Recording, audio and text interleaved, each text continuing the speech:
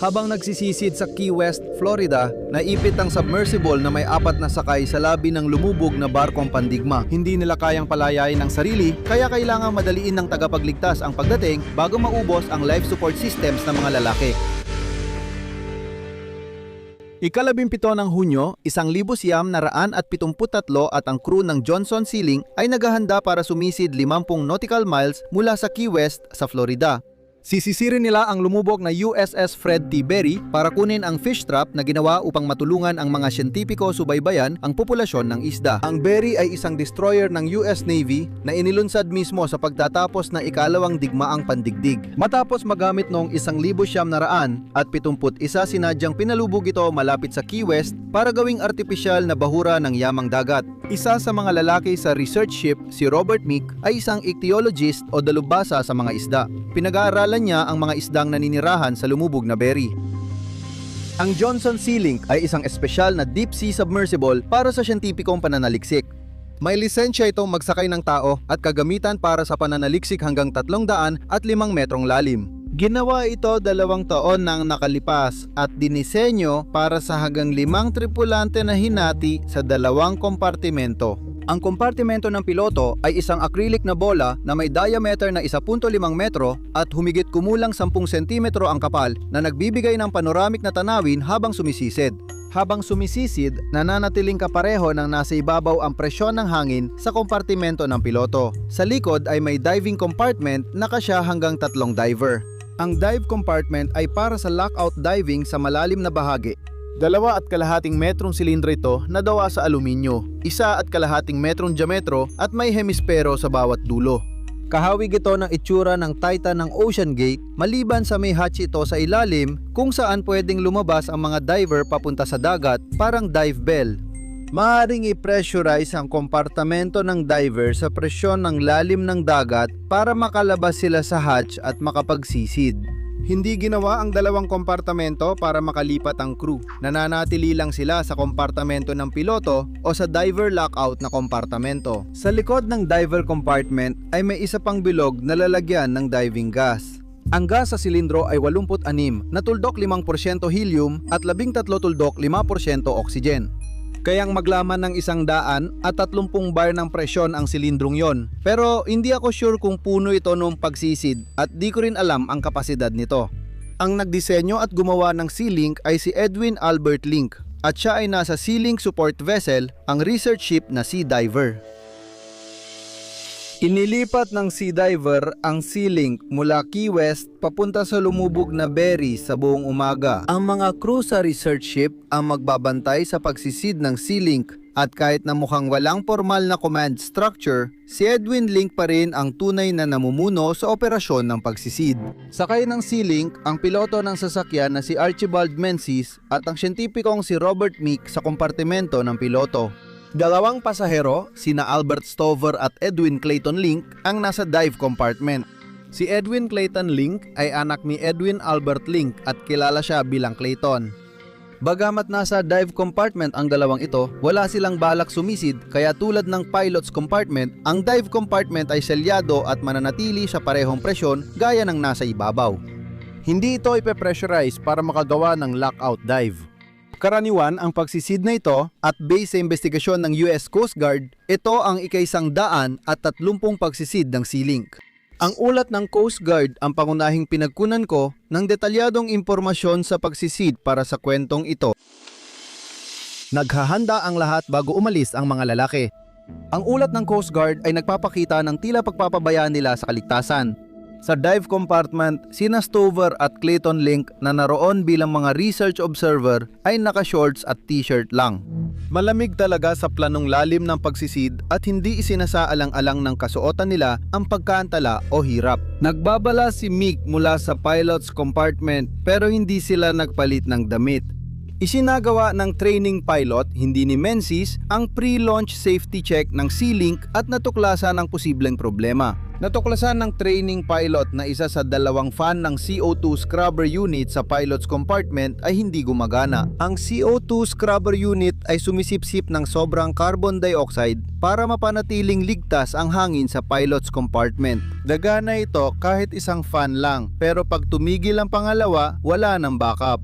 Imbes na ayusin ang sirang fan, basta na lang sinabi ng training pilot kay Menzies ang problema habang sumasakay siya para sa pagsisid. Nagpatuloy ang ekspedisyon ng walang backup na fan. Itinaas ang sasakyan papunta sa dagat at noong alas 8:30, isa is lumubog ang Sea-Link sa ilalim ng tubig. Diretso silang bumaba at matapos ang 9 na minuto, nasa 104 na metrong lalim na sa ilalim ng dagat ang 4 na lalaki. Pinatay ni Menzies ang makina para matansa ang agos sa ilalim ng tubig sa pagmamasid kung gaano kalayo ang pagganod ng Sea-Link. Tinataya niya na ang pag-anod ay nasa 0.4 knots at mahina ang visibility. Medyo normal lang ito sa lalim na 100 metro sa bahaging ito ng Key West. Bago umalis, inaayos niya ang bangka para bahagyang lumubog ito sa tubig gamit ang negatibong buoyancy.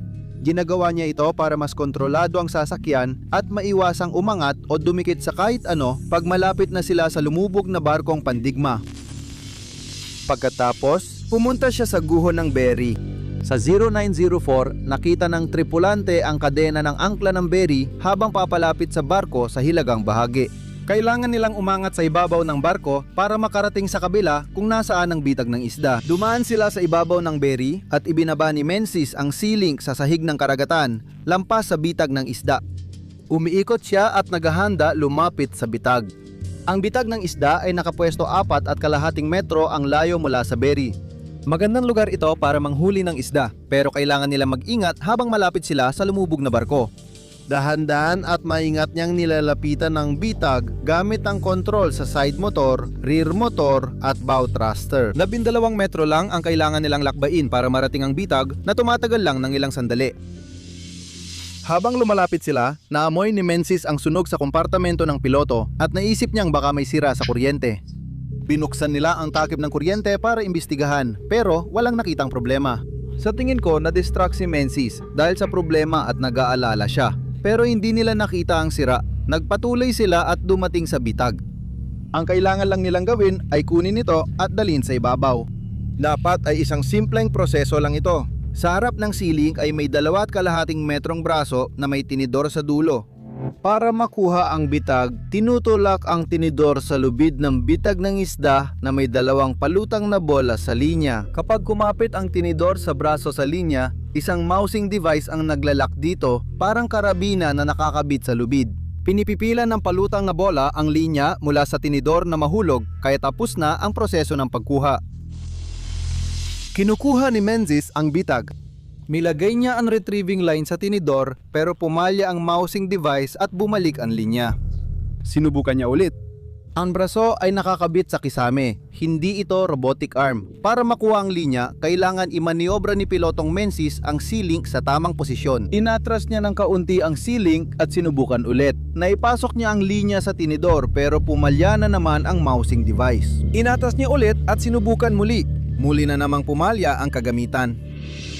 Pagkatapos ng 3 bigong pagtatangka, nagpasya ang crew na itigil ang misyon dahil hindi ito gumana. Inakala kong balak nilang bumalik sa ibabaw, ipaayos ang mousing device sa braso at pagkatapos ay bumalik para subukan muli. Habang inaatras niya ang Sea-Link palayo sa bitag, hinayaan ni Menzies na bumaba at bahagyang tumagilid pakaliwa ang unahan ng sasakyan ng mga 5 hanggang 10 degrees. Ang pivot point ay nasa gitna ng submersible. Sa pagbaba ng unahan, pakaliwa ni Menzies, tumataas ang hulihan pakanan. Sunod, inaatras pa ni Menzies ang Sea-Link palayo sa bitag para makalayo sila sa Berry at makaaahon na papunta sa ibabaw. 1 oras na silang nasa ilalim ng dagat at ang oras ay mga 9:45 na ng umaga. Habang inaatras ni Menzies ang Sea-Link na nakatagilid pa rin, bigla itong huminto at tumuga. Naipit ang sasakyan sa isang kable mula sa poste ng bandila ng lumubog na barko pero hindi yon nakikita ni Menzies. Nasabit ito sa kawit sa kanang bahagi ng Sea-Link. Kapareho ito ng ginagamit nilang panghuli ng basket ng isda, pero ito ay gumana. Nasabit din ito sa ilalim ng ilang bahagi ng ceiling na nakausli sa kanang bahagi. Hindi makita ni Menzies dahil natatakpan ng aircon ang paningin niya rito. Maganda ang tanaw mula sa bubble ng piloto maliban lang sa isang partikular na blind spot na ito. Inikot niya ang sasakyan para subukang mailabas sila pero hindi sila makalabas. Maaari silang gumalaw ng 6 na metro sa kahit anong direksyon o umikot ng halos 270 degrees pero hanggang dun lang iyon. Naipit sila sa lalim na 110 metro na walang malinaw na paraan para makatakas. Sinimulan ng 4 na lalaki sa ceiling na suriin ang kanilang kalagayan para malaman ang pwedeng gawin. Ang komunikasyon ng piloto at dive compartment ay sa pamamagitan ng intercom system. Kailangang magpalit din na Menzies at Mick sa listen at talk mode kapag nakikipag-usap sa dalawang lalaki sa dive compartment. Sina Stover at Clayton Link ay nagsasalita at nakikinig sa intercom nang hindi na kailangang galawin ang switch. Laging bukas ang linya ng dive compartment kaya nababantayan ng mga piloto ang diver. Nakikita rin nila ang isa't isa sa porthole sa harap ng compartment. Sinubukan ni Menzies ng ilang paraan para mapalaya ang ceiling pero natakot silang mas lumala kaya tumigil sila.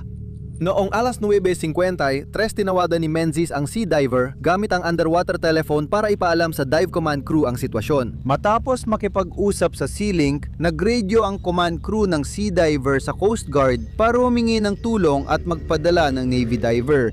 Based sa ulat ng Coast Guard, mukhang hindi iniisip ng Coast Guard o ng crew ng sea diver na agarang panganib ang sitwasyon. Maaring mukhang medyo matindi ang paghingi ng diver, pero siguro walang nadaalala dahil iniisip nilang marami pa silang oras para magsagawa ng rescue, gamit man ang diver o ibang paraan. Inaasahan nilang mapanatiling buhay ng life support system sa ceiling ang mga tao habang pinaplano at isinasagawa ang rescue. Kailangan lang nilang humanap ng paraan para mailigtas ang sasakyan. Tumawag sila sa Coast Guard ng alas 10:05. Ipinasa ang impormasyon pataas sa chain of command ng Coast Guard at pagkatapos ay sa US Navy. Nagpadala ang Navy ng USS Stringer, isang submarine rescue ship mula Key West patungong lugar ng insidente. May mga diver at diving equipment sa barkong ito kaya ito ang tamang barko para sa ganitong pagsagip. Nakatakda ang pag-alis ng barko sa ganap na alas 3 ng hapon. Habang nagkokordina para sa pagsagip ang Coast Guard at Navy, may pag-uusap sa pagitan ng dive command crew sa sea diver at ng mga nasa ceiling tungkol sa posibleng lockout dive. Iminungkahi na may isang lalabas mula sa dive compartment para tanggalin ang pagkakabuhol ng ceiling sa steel cable. Ito ay isang simpleng plano at maaring mukhang halatang at madaling solusyon. Pero sa kasamaang palad, hindi ganon kasimple ang lockout diving. Ang dive compartment ay may dalawang hatch, isa na bumubukas papasok sa dive compartment at isa na bumubukas palabas papunta sa dagat. Para mabuksan ang hatch at mag-lockout dive, kailangan nilang taasan ang pressure sa compartment hanggang pumantay ito sa pressure ng tubig. Kapag hindi pantay ang pressure, hindi mabubuksan ang panlabas na hatch. May compressed gas sila sa gas supply cylinder. Pwede nilang gamitin ang gas na yon para pantayin ang pressure sa chamber, pero sugal ito. Ang pagtaas ng pressure ay magdudulot ng pagtaas ng oxygen partial pressure sa dive compartment. Sa lalim nilang 110 metro, ang pressure sa paligid ay 12 atmospheres. Ang 13.5% na oxygen ay magkakaroon ng partial pressure na 1.62. Kailangang huminga ang mga lalaki ng oxygen sa mataas na partial pressure sa dive compartment. Ang hangin sa ibabaw ng tubig ay may 0.2 partial pressure ng oxygen. Ang pinakamataas na antas na kaya nating tiisin ay 1.6 para sa maikling panahon lamang. Tinatayan ni Dr. Youngblood, isang eksperto sa diving physiology na nasa support vessel na sea diver na anumang lagpas sa 2 oras sa ganung partial pressure ay maaaring ikamatay. Ipinapayo niyang huwag ituloy ang pagtatangkang iyon. Kung di matanggal ng mga lalaki ang pagkakabuhol ng sasakyan at kailangang maghintay sa dive compartment, may 2 oras lang ang mga tagapagligtas sa ibabaw para mailabas sila. Ilang sandali matapos nilang magpasyang, huwag ituloy ang lockout dive. Bandang 10:30, napansin ni Menzies ang pagtaas ng CO2 sa kompartamento ng piloto. Ipinalam niya ito sa sea diver at saka sinuri ang CO2 scrubber. Natuklasan niyang tumigil na rin ang nag-iisang gumaganang fan motor. Ang CO2 scrubber ay gumagana sa pamamagitan ng pagpapaikot ng hangin sa isang lata na may lamang substansya na tinatawag na barilim. Ang barilim ay sumisipsip ng CO2 habang ang fan ay nagpapagalaw ng hangin dito para mas madaling masipsip ang CO2. Kung walang fan, hindi gagana at tataas ang carbon dioxide hanggang maging nakakalason. Ang matinding exposure sa carbon dioxide ay maaring magdulot ng mabilis na pagkamatay, ngunit may ideya si Menzies.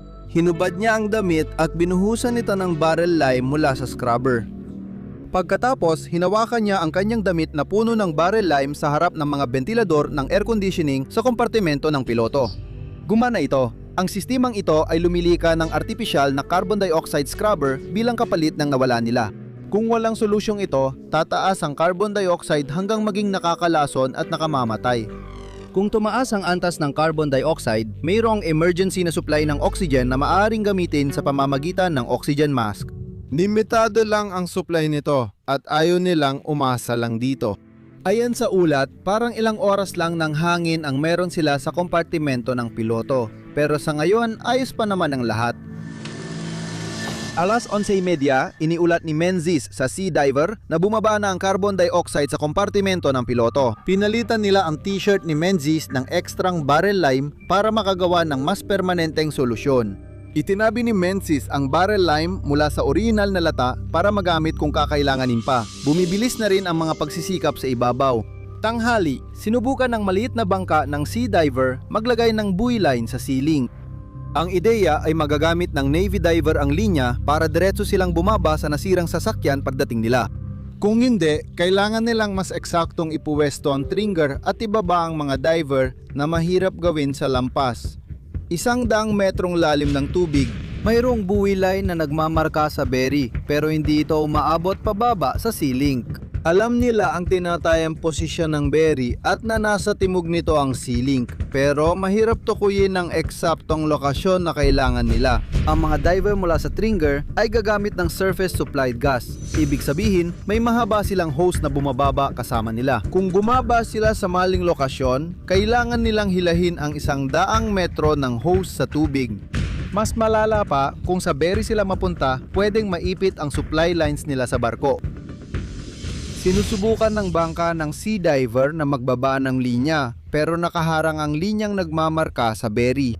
Habang nangyayari ito, tumawag ang mga Navy komandante sa Key West sa US Navy Submarine Development Group sa San Diego, California para humingi ng tulong. Inihahanda nila ang diving bell tauhan at kagamitan na dadalhin sa Key West gamit ang eroplano. Ang diving bell ay alternatibo kung hindi kayanin ng trigger divers na may ligtas ang sasakyan dagat.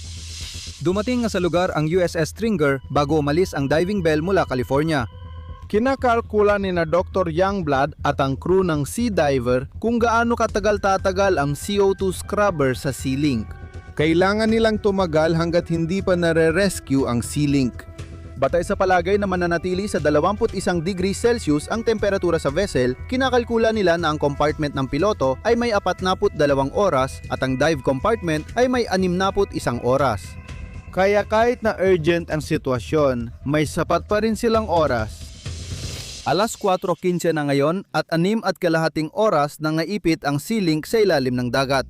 Simula nang dumating ang trigger, sinusubukan nitong magposisyon sa ibabaw ng sea link. Sinubukan nilang tukuyin ang lokasyon ng submersible sa pamamagitan ng pagbaba ng mga ilaw sa tubig para makita ni Menzies at pinailaw ni Menzies ang sea link para makita ng trigger. Nagtagumpay silang magkita pero ayon sa Coast Guard, hindi pa rin matukoy ang eksaktong lokasyon. Kaya kailangan nilang mas eksaktong tantyahin. Sinimula ng trigger ang pagmamanobra para ilagay ang 4-point mooring sa posisyon ng sea link. Kailangan ng 4-point mooring para sa katatagan ng mga diver sa ilalim pero matagal itong buuin. Pagsapit ng alas 20:15, natapos ng trigger ang paglalagay ng mooring 10 metro mula sa buoy line na nagmamarka sa berry. Ang Pag-asa ay tama ang pagkakapwesto at bababa ang mga diver nang malapit sa sea link. Habang naghahanda ang mga diver ng trigger, nagkaproblema ang carbon dioxide scrubber sa dive compartment ng sea link. Bumaba ang temperaturo sa loob ng compartment. Sa mas mababang temperatura, ang kakayahan ng chemical na barrel lime na sumipsip ng carbon dioxide ay lubhang nababawasan. Mas mabilis lumamig sa aluminum dive compartment kaysa sa acrylic compartment ng piloto. Sabi ng Coast Guard, maaring bumaba sa 7 degrees Celsius ang temperatura sa dive compartment. Ang mga lalaki naka-shorts at t-shirt ay nahihirapan sa lamig at mabilis nawawala ang bisa ng barrel lime. Kinuwenta nila ang supply ng hangin batay sa 21 degrees Celsius. Kapag naubos ang bisa ng barrel lime, magiging nakakalason ang carbon dioxide sa ceiling. Kailangan nilang gumamit ng oxygen mula sa mask ng high pressure na silindro. Bagamat hindi malinaw sa ulat ng Coast Guard kung gaano karaming oxygen ang meron, limitado lang ang supply nito. Alas 10 ng gabi, iniulat ni Stover at Clayton na naubos na ang bisa ng barrel lime sa CO2 scrubber nila. Alas 10:25 ng gabi, nagsimula na silang gumamit ng oxygen masks. Ayon sa ulat ng Coast Guard, habang tumataas ang CO2 sa dive compartment, tumataas din ang internal pressure hanggang umabot sa halos 2 atmospheres. Tumaas ang pressure hanggang 3 atmospheres pagsapit ng alas 10:45 ng gabi. Humihinga ang mga lalaki ng oxygen mula sa pressurized na silindro. Habang lumilipat ang gas mula sa high pressure silindro sa dive compartment, tumataas ang pressure sa loob nito. 2 hard hat diver mula Tringer ang nagsimulang bumaba ng 110 metro para hanapin ang mga lalaki. Mula 96 metrong lalim, nakita nila ang ceiling sa ilalim ng tubig malapit sa berry, nakasabit ito sa isang bagay. Sapat ang lapit nila para makita ang sasakyang dagat pero hindi sila makalapit dahil inarangan ng mga labi ng berry. May tila parang antena ng radar na nakaharang sa kanilang daraanan kasama ng iba pang mga sagabal. Hindi sila makadaan sa mga sagabal dahil sa kanilang mga linya ng gas mula sa ibabaw kaya hindi nila marating ang mga lalaki para palayain sila. Ang karagdagang pag-usad ay magdudulot ng malaking panganib na sila ay matali o mabalot. Itinigil nila ang pagsisid at bumalik sa ibabaw. Habang dahan-dahang umayat ang mga maninisid ng tringe at gumagawa ng decompression stops, napag-usapan ng Sea Diver Support Vessel crew ang lockout dive. Mabilis lang ang usapan. Sina Stover at Clayton sa kompartimento ng maninisid ay ayaw nang isugal ang pag-alis sa ceiling. Tinanggap ng crew sa Sea Diver ang kanilang desisyon. Pagsapit ng alas 23, 11 na ubos na ang supply ng oxygen sa kompartimento ng maninisid. Lumipat sina Stover at Clayton sa supply ng helium at oxygen gas sa likuran ng sasakyan. Habang dahan-dahang umaahon pabalik sa ibabaw ang mga maninisid ng Tringier, sinusubukan ng barko na muling iposisyon ang sarili para sa mas malinaw na pagpasok sa susunod na pagsisid. Sa ilalim ng dagat, tumataas ang presyon sa dive compartment ng Sea Link. Umaabot ito ng 10 atmospheres pagsapit ng hating gabi at alas 2:15 bumukas ang hatch habang ang presyon ng tubig sa paligid ay 12 atmospheres. Mula, pinag-usapan ng grupo ang tungkol sa paggawa ng lockout dive. Hindi nagbibigay ng maraming impormasyon ang ulat ng Coast Guard tungkol sa pag-uusap na ito, pero iniisip ko na ang command crew ng Sea Diver ay nagiging talagang desperado na ngayon. Baka kinukumbinsi nila sina Stover at Clayton na mag-dive dahil iniisip ni Edwin Link na ito na lang ang natitirang pag-asa para sa anak niya at kay Stover. Paubos na ang supply nila ng oxygen-rich na gas at kapag naubos na yon, tataas na ang antas ng carbon dioxide. Iminungkahi nila ang lockout dive kasama ang 2 lalaki sa diver's compartment pero ayon sa Coast Guard, sinabi nilang sobrang giniginaw sila para subukan ito. Tinanggap ng command crew sa Sea Diver ang desisyon ng 2 lalaki sa Sea Link at umaasa na gagana ang diving rescue mula sa Tringier. Noong alas 12:30, nahinto ang komunikasyon sa mga lalaki sa dive compartment habang tinutulungan ni Menzies ang Tringier na iposisyon ang sarili nito sa ibabaw niya. Pinagmamasdan niya ang mga ilaw sa ilalim ng Tringier para sa pagpoposisyon. Di tsak ang alam tungkol sa mga lalaki sa dive compartment. Wala nang kontak sa kanila pagkatapos ng alas 2:30 pero hindi malinaw kung nawalan sila ng malay o huminto lang ang komunikasyon. Malaki ang posibilidad na unti-unting nawalan ng kakayahan ang 2 lalaki at di na makasagot sa anumang pagtatangkang makipag-ugnayan. Hindi natin alam kailan bumaba ang oxygen nila hanggang mawalan sila ng malay. Mukhang bigla na lang silang natahimik. Noong 0112 na ika-18, iniulat ni Menzies sa ibabaw na parehong nakakaranas ng kumbulsyon, sina Stover at Clayton Link. Nakakaranas na ng carbon dioxide poisoning ang 2 lalaki. Maliit na lang ang tsansa nilang maligtas maliban na lang kung agad silang marating ng mga diver mula Tringier. Narinig ni Edwin Link ang balita na ang kanyang anak ay unti-unting namamatay sa ilalim ng dagat 100 metro sa ilalim niya.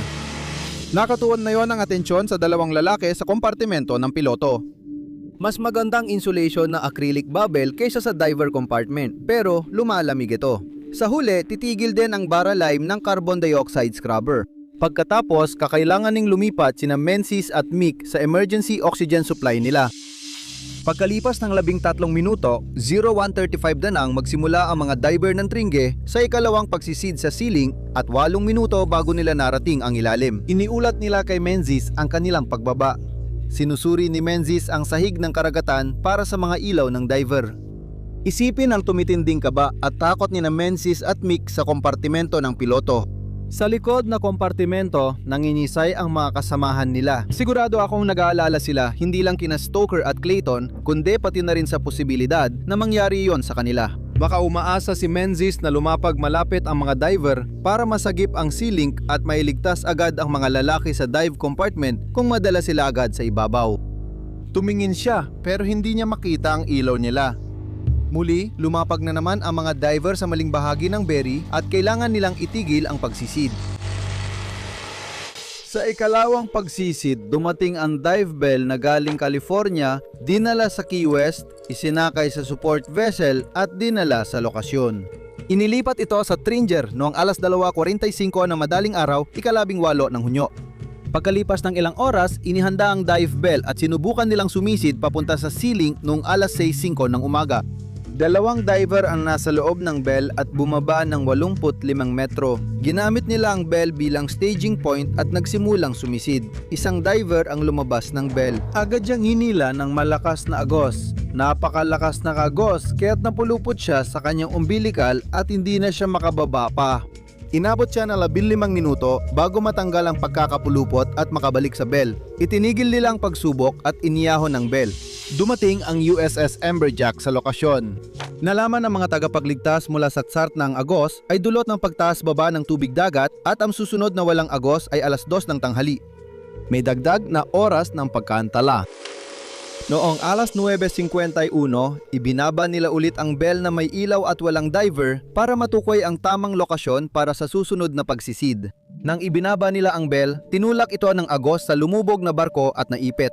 Hindi na nila ito kayang ibaba o itaas pa. Nagtipon muli ang rescue team at bumuo ng ibang plano. Noong alas 2:40 isang submersible vessel na tinatawag na Perry Submarine na dumating sakay ng USS Amberjack ang ipinadala pababa para hanapin ang sea link. Bumalik ito sa ibabaw matapos ang 1.5 oras dahil sira ang sonar nito. Hindi nito natagpuan ang sea link na ngayon ay naipit na ng 30 oras. Ang dalawang lalaki sa kompartimento ng diver, sina Stover at Clayton Link, ay hindi na tumutugon ng mahigit 13 oras. Bago pa lumitaw ang Perry Submarine, dumating na sa dagat ang salvage vessel na motor vessel AB Wood 2. Pagdating ng Wood, naubos na ang barelim sa kompartimento ng piloto at kinailangan ng gumamit ng oxygen mask ng dalawang lalaki. Ilang oras na lang ang natitirang oxygen nila. Sigurado akong umaasa sina Menzies at Mick na hindi nila mararanasan ang sinapit ni Stover at Clayton Link. Nakatuon na ngayon ang pag-asa bagong dating na barko, ang Wood. Mayroon itong underwater ROV na may kamera na maaring kontrolin ng mga tauhan sa ibabaw. Kung mailagay nila ito sa ceiling, malalaman nila ang dapat gawin. Inilunsad ng Wood ang ROV mga 1 oras at kalahati matapos dumating, bandang alas 3 ng hapon. Nagawang ibaba nila ang kamera ng ROV at sa unang pagkakataon, nakuha nila ang malinaw na larawan ng kalagayan ng sea link. Nakikita ng crew sa Wood ang kable na sumabit sa sea link sa kanang bahagi nito.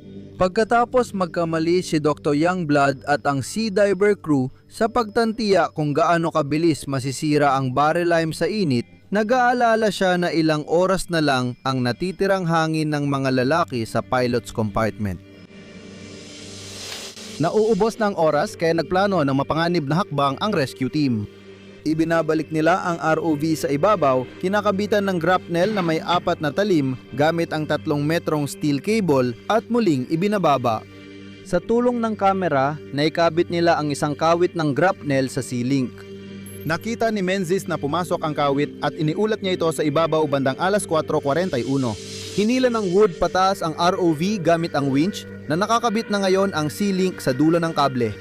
Nakatagilid ng matarik ang submersible, hinahawakan pababa sa kanang likuran ng snap hook na nakasabit sa lumubog na barko. Pagkatapos, bumukas ang snap hook na humahawak sa kable at lumuwag ang kable na natatali sa kanila sa ilalim ng dagat. Umaangat ang ceiling papunta sa ibabaw habang iniikot pataas ang linya. Pagkalipas lang ng 12 minuto bandang alas 4:53 sa wakas ay naiangat na ang ceiling sa sariwang hangin. Mabubuhay sina Menzies at Mick.